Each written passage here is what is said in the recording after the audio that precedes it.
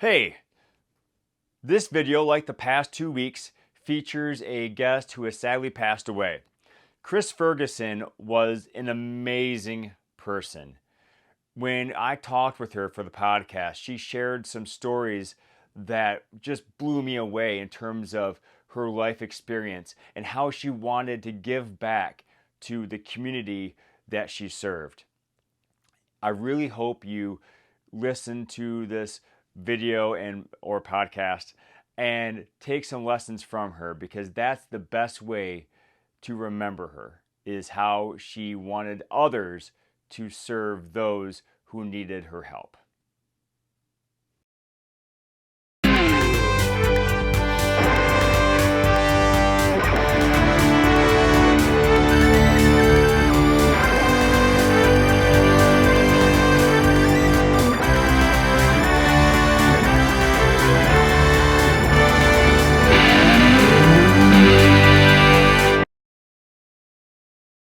Hey, you. I'm so happy you're here for episode 109 of Scar Bearers. I'm Chris D.T. Gordon. It's a blessing to have you here with me today. I can't say anything else about, than that. And also thanks to Nate and Britton Barron for helping me out on the technological side. If you want them to work on your projects, please reach out to them at Nate Barron. Folks, I have to tell you, I have received some great feedback from my episodes, whether they be on the YouTube or the podcast, but only a fraction, a tiny amount of people are hearing these messages. So if you could subscribe, like, and share these messages with other people, I would greatly appreciate it. I have so many fantastic guests on here who have messages of inspiration and motivation to share, but they can't help anybody if no one hears or sees them. So if you can help me out by liking, subscribing, sharing, that'd be greatly appreciated. Also, if you want me to share the attitude of gratitude with your young adults, whether they be high school students, college students, those in the military, or someplace else, please reach out to me at chrisdtgordon.com so we can start that conversation. Well, I am joined by my new friend, and she has a great first name I'll never forget, Chris Ferguson. Chris, how are you today? I am awesome. No, Chris, it's my blessing and pleasure to have you here with me today. We met at a speakers boot camp a couple months ago, as of this recording, and as of people are seeing this. And immediately when I met you, I thought, oh yeah, this person has to be on Scar Bears. Not only because of your great first name, but we're both speakers, but you come from a vastly different background than I do. And I would be honored if you could share that with us right now. I have been in law enforcement for 40 years. And being in law enforcement, I had no voice. I couldn't have an opinion. I couldn't speak my piece. I couldn't share anything with the world, because if you speak, they see it as, and they want to quote you and they want to say this and oh, she said, and that's the worst thing that you could do. So I decided when I retired in May of 2021 that I was going to step out and I was going to use my voice, because as any officer in law enforcement, it's reactionary. We respond to the calls. I have seen so much of what humanity does to humanity and what human beings do to other human beings. It is horrific. You would never think that people could do the things that they do, but they do it every day. Now, I'm going to stop you for 1 second there, Chris. When you say they, and then they will, throw that back at you, whatever you say, who is they in that statement? It's people. It's everyday people. Okay. It's kids. Out of my 40 years, 21 years of it was dedicated to troubled youth. Mm-hmm. I worked on the streets of Miami-Dade and Broward County, which is Fort Lauderdale, of dealing with gang members. I used to bench 200 pounds. I had no neck. I couldn't reach up and scratch the back of my head, because when you build up your neck muscles, they just massively explode. And for a female, it's not a good thing. Well, I don't think it's a good thing for a male, but it really wasn't for a girl. But I wanted to make sure I could handle myself no matter what, because I was taking down 200, 250, 300-pound gang members, breaking up fights, doing warrants. It was really troubling. Most people who are wanted by the law don't want to get caught, so they'll do whatever they can. Mm-hmm. And I'm 5'8", so I'm taller than most female, but I was 180 pounds and could bench press 200 pounds. And most people didn't do that. Yeah. Well, so I want to get this out of the way. Thank you so much for your service. Well, thank you. It was, the way I got into law enforcement was very odd. My brother was killed by a drunk driver.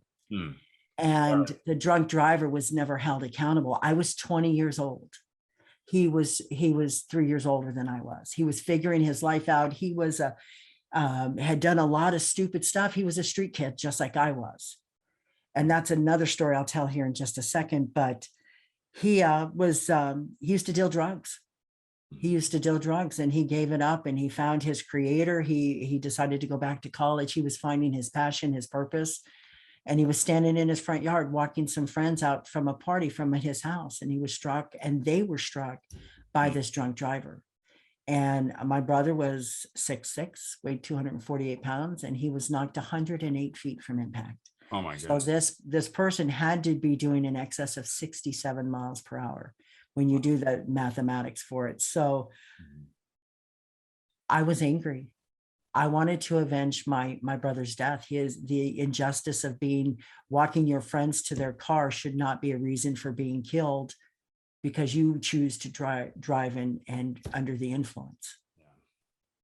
So because of that, that's why I got into law enforcement, to make the story short.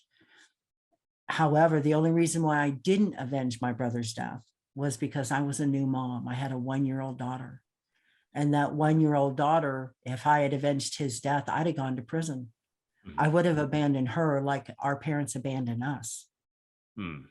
Back in the 60s, people have scars, and it doesn't have to be physical.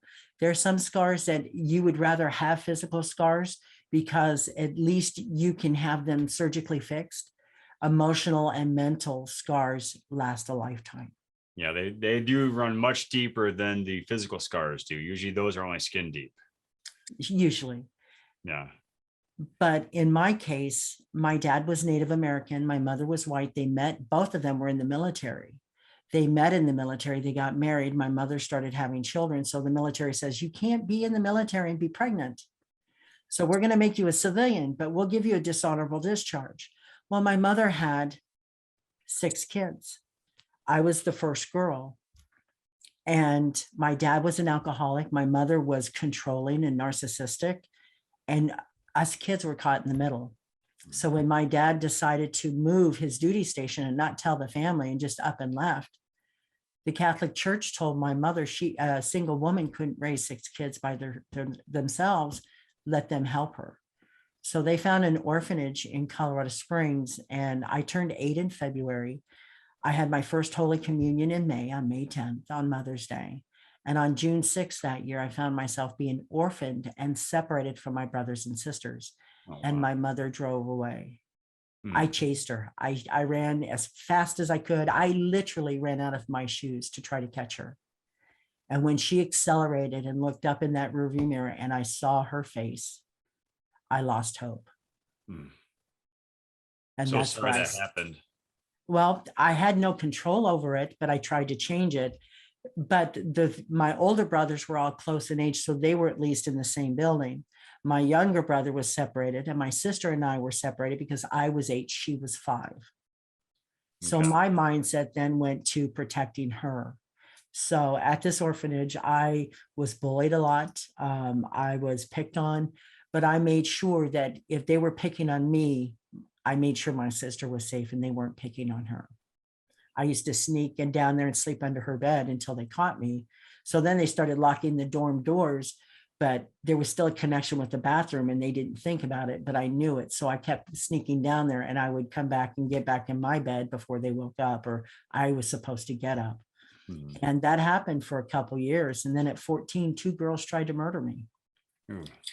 I was sleeping And talcum powder is just like cinnamon. If it gets wet, it clumps.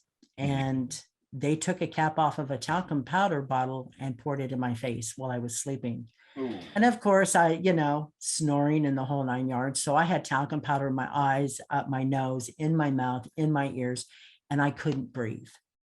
And at 14, I said, Creator, you either take me now, I'm done, or you give me the strength to survive this. And all of a sudden, I became Hercules. I was able to push 240, 150-pound girls off of me to try to clear my airways. Mm-hmm. And the bullying didn't stop. So I finally ran away from the orphanage at 15. And I lived on the streets of Colorado Springs for a year and a half. I knew it well because I'd grown up there. It's at a young age. And I live close to the Garden of the Gods. And most people, it's a beautiful place. It's a sacred place, Native American wise.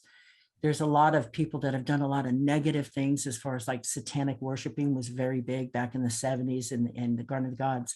But I knew of all the caves that I could go and stay in and get warm in because they were small caves and I wouldn't have to worry about being bothered. And how big was, I'm not familiar with that, that location. How big is it? Colorado Springs is where the Air Force Academy is. It's where where the Army post is, Fort Carson. And then you have Air Force Base, which was downtown, which is now the Olympic Training Center for the United States. And then there's Peterson Field, which is a military base. And then you have NORAD, which is one of the top security places for this country, is in Colorado Springs. So there was it was transient, but when I lived there, it was still like a small town trying to act big city. Mm-hmm. And it really wasn't. So in that, one day I was panhandling and I ran into my mother. I didn't recognize her, but she recognized me. And she'd had another child she kept. And she needed a babysitter and I needed a roof. So that's how I connected with her. And then at that point, I don't know what she did, but all of a sudden my other brothers and sisters all decided to run away from the orphanage when they found out I had run away. Mm-hmm. And so they all showed up at her house. So she went from a mom of 1 to a mom of 6. The oldest brother stayed out at the orphanage because he was 3 months from graduating. And he said, he goes, if I leave, I'll never graduate. Mm-hmm. So he stayed there. So all of a sudden they were there. And I went from drop out of high school. I got my GED to becoming chief bottle washer, cook, and clothes cleaner for my brothers and sisters. Mm-hmm. And it was really bad. So when I hit 18, I was gone. There was no way my mom could stop me from leaving at that point. Yeah. So I moved on with my life. And then, like I said, I was 18. I got married at 18. I had my daughter. I was a couple months short of 20. And then my brother was killed. And that's when I got into law enforcement because it was of injustices. Mm-hmm. Now, where did you start? I'm sorry, I didn't mean to interrupt. No. I was going to ask you, where did you start taking law enforcement classes, or it wasn't even that. I started out as a dispatcher. Okay. And back in the 80s, I started in 1980. So we're talking a bit. So I've been in it for a little bit. And the only experience I had was with CB radios. Mm-hmm. But I moved from Colorado to Wyoming. Nobody knew me there. Nobody knew my background. Nobody knew I was a street kid, that I was abandoned, that I was unwanted. I could be whoever I wanted to be. So I became a dispatcher because I just wanted to be of service for people that were the underdog, having injustices happening in their lives. Mm-hmm. All I had was a high school diploma, so I was limited. I'm a mom, and so I did that until I had cancer at 22. Oh, wow. And so I had to have a hysterectomy because it was cervical cancer. Mm-hmm. And my boss came in after I had been out for 6 weeks and recovering from surgery in lieu of having chemotherapy. And he says to me, he says, Chris, he says, the doctor just called and said, it took extra stitches to close the wool sac. And I said, what? What are you implying? And he goes, oh, I was just joking. And I said, hang on a second. I said, can you come sit here for a minute? I said, I have to go to the bathroom. So he came in, got behind the radio at the police department, and I picked up all my stuff and I said, I quit. How dare you imply that I'm something because I had cancer and that I'm being promiscuous in life? I don't even have a boyfriend. I don't even want a boyfriend. And I walked out. Wow. So I moved to Texas to stay with my brother while I was going through all this emotional turmoil. And there was a lot of healing that I had to do. One from my childhood, one from the traumas, one from cancer.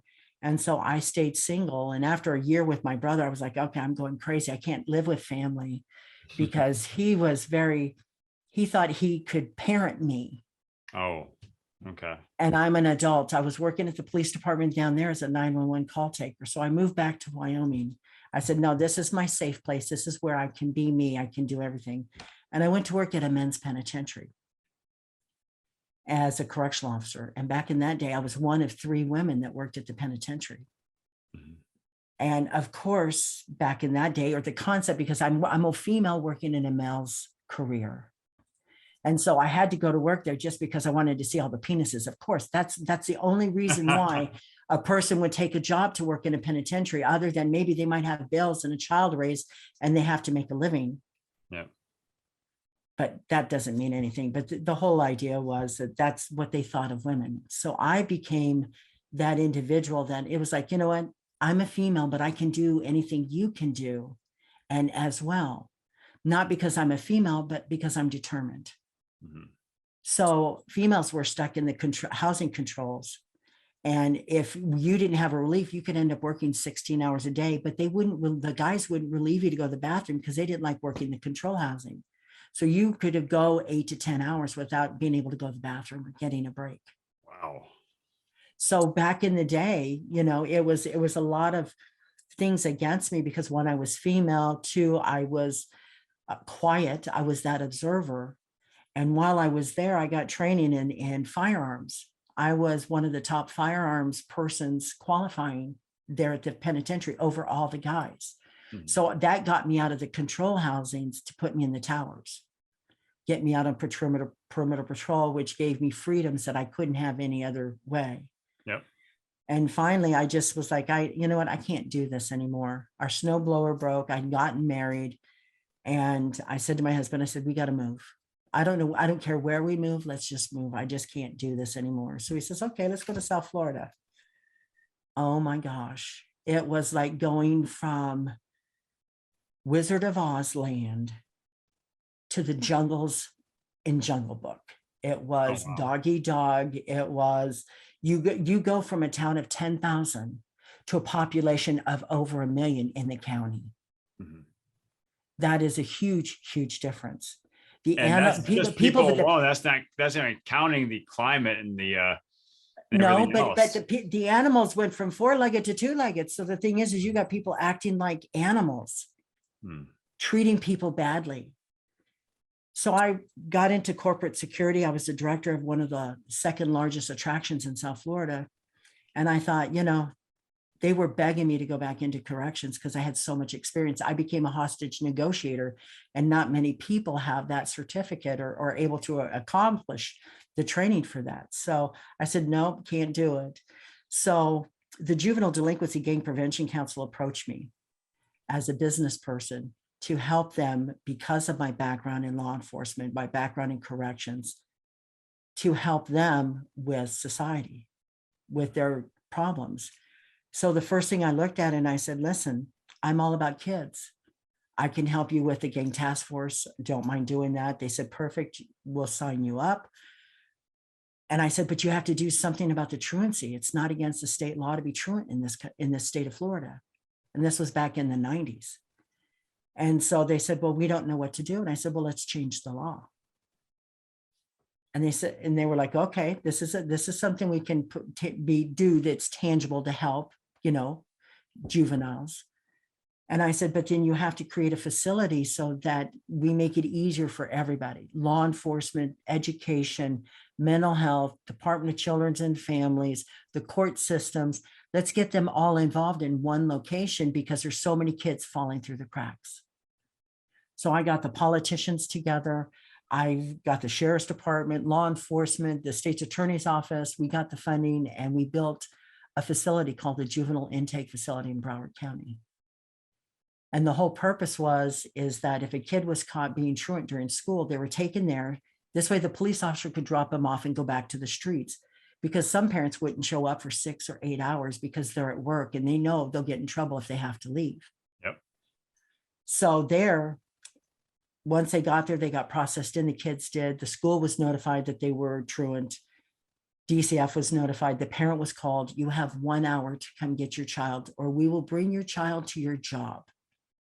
And the only way we can bring your child to your job is by putting them in a squad car. They're going to have to be restrained for their safety and for the officer's safety, the transporting officer safety, but we will bring them to your job. Oof. And a bunch of people, this was a concept they didn't understand. Mm-hmm. And it was my baby. And I said, this is how we get more cops back out on the street in a shorter amount of time. And 2, this makes the parents accountable for their children. Well, for probably about the first 30 kids, their parents didn't bother to show up. And within 2.5 hours, their children were being delivered to them in handcuffs at their job. And the word got out. Yeah, I imagine so. So in that, as being a troubled youth, I was like, I've got to do more than just this. So I went to work for the school board police as a security specialist at a high school in Broward County. We had 3,000 students. It was in a community school. It was the overflow from different boundary areas of schools. Mm-hmm. And I had 46 buses coming into the school every morning and 48 buses going out in the afternoon. And we had gangs that we had 78% Black, 20% Hispanic, 2% Asian, and the rest was white. So in that, nobody liked each other. The Haitians didn't like the Jamaicans didn't like the American Blacks didn't like either one of them, and nobody could get along. And they were vying for property at the school. Mm-hmm. And I came in and they didn't know I had worked with the multi-agency gang task force for 7 years on the streets of Miami-Dade and Broward County. They didn't know I was the one that created this facility in Broward County to hold kids accountable. And I get to this school and here's this female jumping into gang fights of boys and pitching people apart and telling them, move and I'll arrest you. Move, I'll arrest you. And it was just breaking it up. And they'd never seen a woman do this. And they used to call me a cracker. And I said, what do you mean? Am I a Triscuit? Am I a Ritz? Am I a club? I actually, if I'm going to be a cracker, I love crackers. I just need to know what I'm being labeled as. And they kept saying, Fergie, you're crazy. You're crazy. And I said, well, guess what?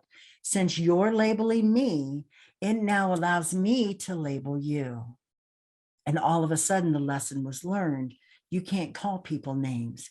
You can't call them whatever is cool and label them as a race, because then it can be turned around on you.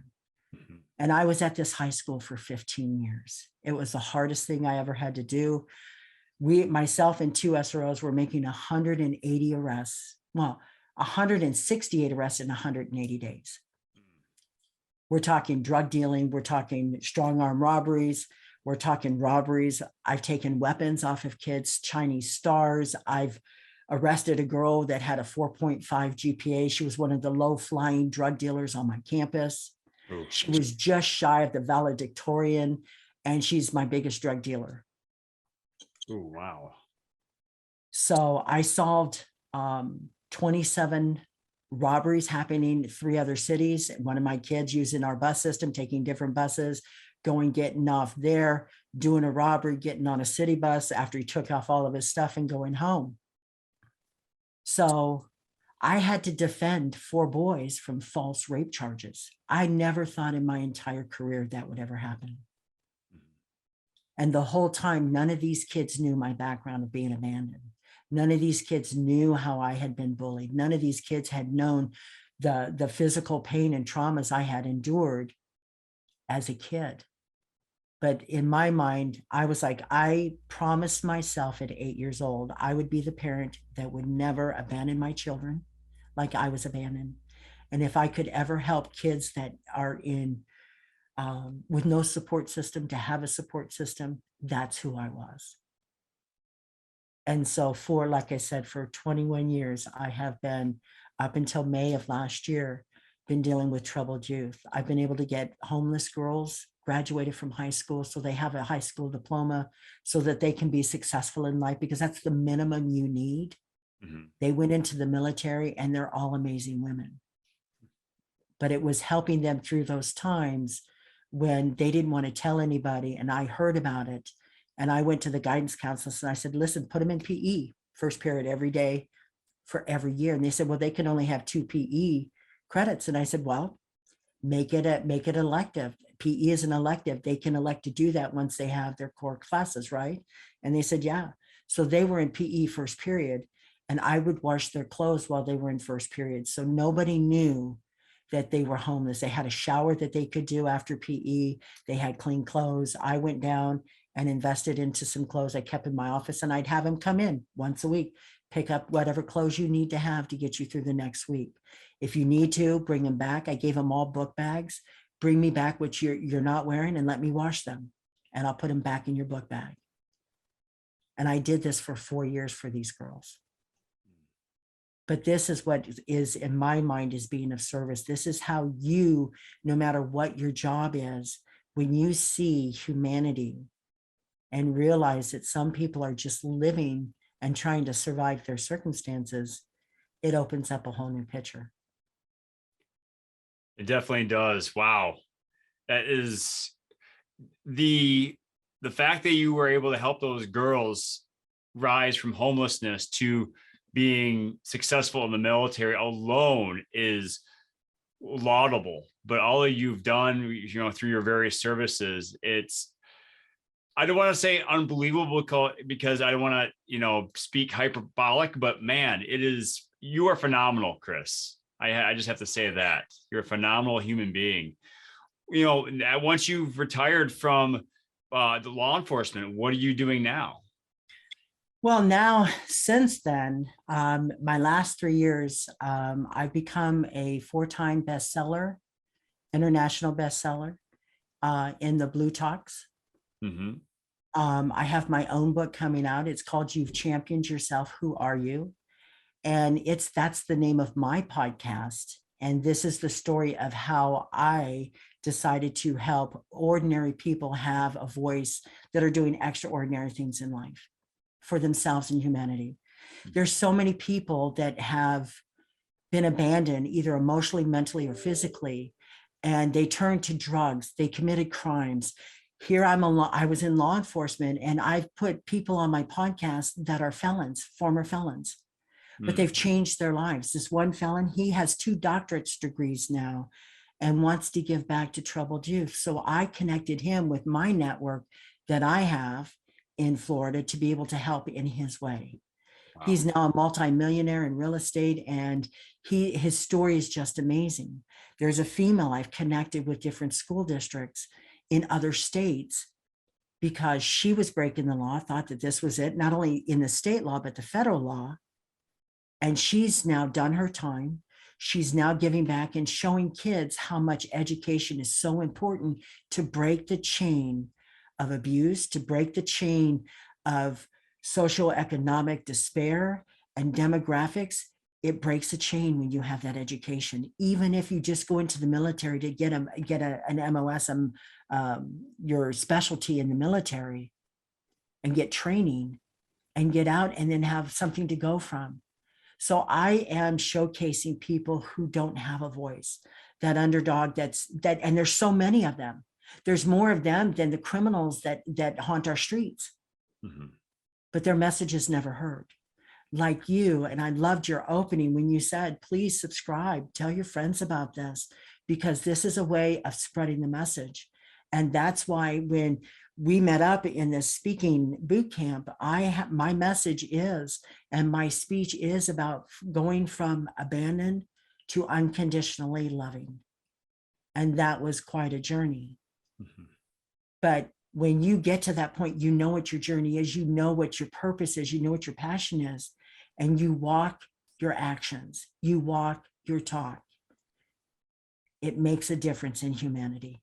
It helps people become great people. There's some kids that are, a guy played for the Chiefs, football player, went to the high school that I was at. His last name is McGlover. He's an NFL player. He's probably retired now, but he was on a winning Super Bowl team, the Kansas City Chiefs, when they won their last Super Bowl. Matt Latos is a baseball superstar pitcher. He's working up in Canada now, but he still went to the school. I tease him because I chased him around the portables when he was cutting class. And just to get him to go to his class and do what he needed to do, it was that. But we were able to get him graduated.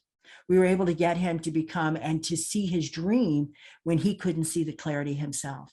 And a lot of times that's the kind of guidance children need. Yeah, they struggle to see the greatness within themselves. So it is up to us to help them illuminate that path for them.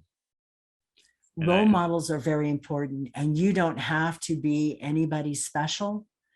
I just happened to be somebody at the school that held kids accountable. But I did it in such a way. I mean, I arrested them. Some of them went to jail. Some of them, we had a conversation and I made them sign a contract. I used to have people that graffitied all over the school, and I pulled them all in. I found out who they were and I pulled them all in. I said, here's what the deal is.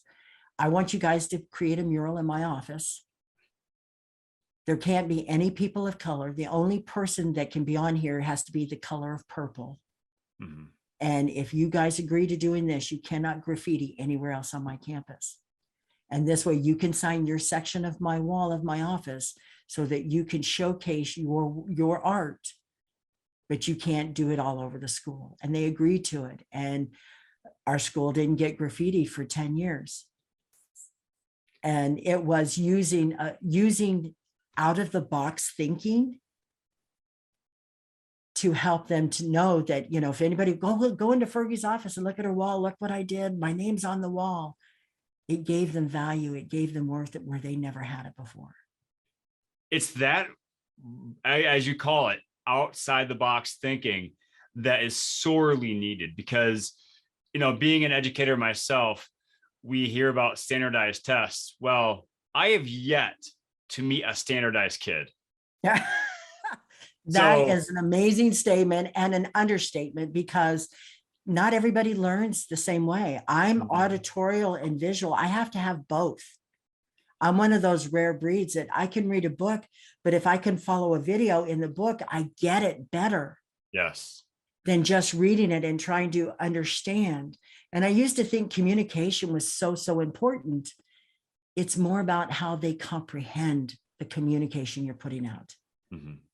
So that no matter how bad my life was, when I vowed at 8 years old that I was going to become that person I needed at 8 years old, that was my goal, no matter where it took me, no matter what I did. Well, I am thankful that you were able to find that purpose at such a young age and live out that purpose so you could benefit so many around you, Chris. Where could people find you so they could connect with you and maybe with your help be able to benefit the world around them?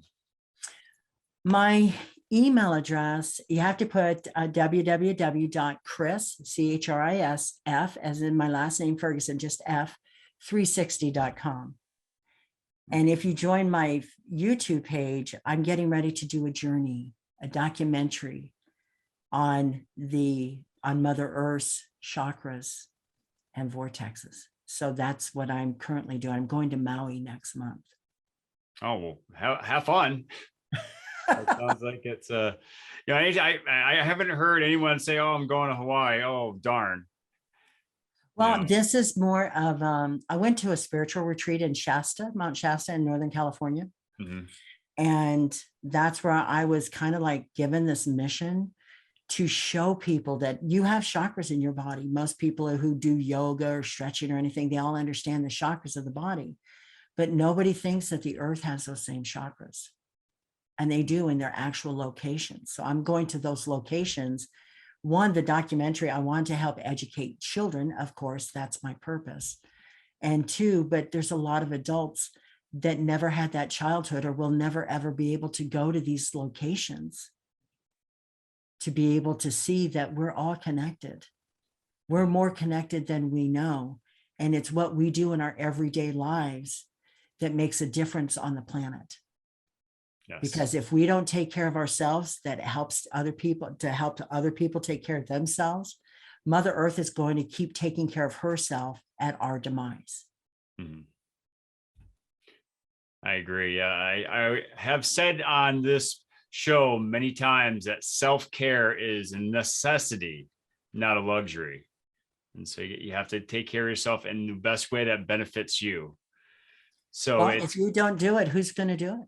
Exactly. If you get sick, who's going to be able to help everybody else? Yep. It's Exactly. not selfish. So many people think it's selfish. It's not. No, it's necessary. And so the website is chrisf360.com. What's the name of the YouTube channel? It's You've Championed Yourself. Who are you? Excellent. You champion yourself. Who are you? And so, Chris, me being a gratitude guy myself, I want to ask you, what is something that you were thankful for that maybe throughout your journey, at the time that you encountered it, you may not have realized, well, this is something that I'm happy that happened to me, or I happen to have in my life? Well, with everything that had happened in my life, I wouldn't change any of it because that's what's gotten me to where I am now. Even the bad, the worst of all of it was a lesson. And if you can, instead of asking you, why is this happening to me? Why is this happening to me? The lesson is what's the lesson in this for me? And go within. And when you reflect on how this is triggering you or how this is affecting you, then you can make choices to change. And so no matter what it is, no matter how bad it is, no matter if you've lost hope of life, what's the lesson in that? Because right now I'm 100% at surviving everything I survived. Yeah, you got a pretty good record so far. And that's with 3 near-death experiences. Yeah. Well, it's been an honor and a privilege, Chris, to talk with you. I have one more question. What is your favorite dinosaur? Ooh, Tyrannosaurus Rex. Because and why T-Rex? Well, the thing is my spirit animal is buffalo. Mm-hmm.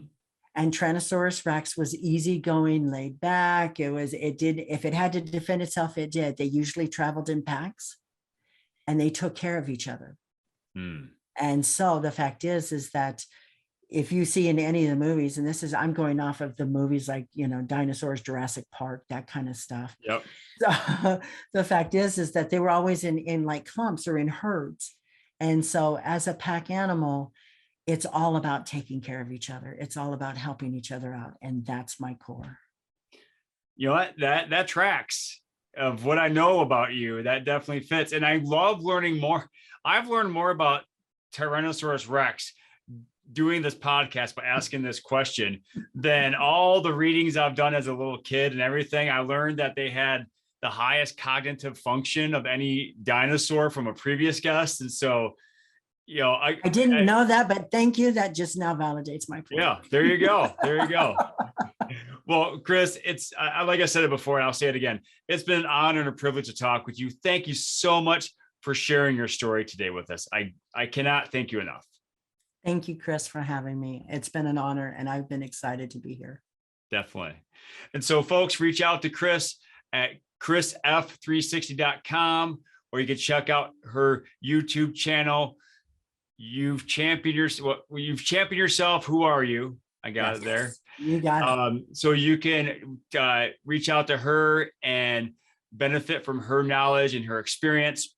If you want me to enlighten you in the ways of gratitude, you can contact with me and make contact with me at chrisdtgordon.com, or you check out the Scar Bears podcast or the Chris DT Gordon YouTube channel so we can connect As always, I ask you to please share, subscribe to this channel and my podcast, to share these messages so we can benefit people's lives and make the world the great place that everyone deserves it to be. I love that message. Thank you. Well, with that, folks, thank you so much for joining me today. Please have a great day. And remember to pass imperfection and go for greatness.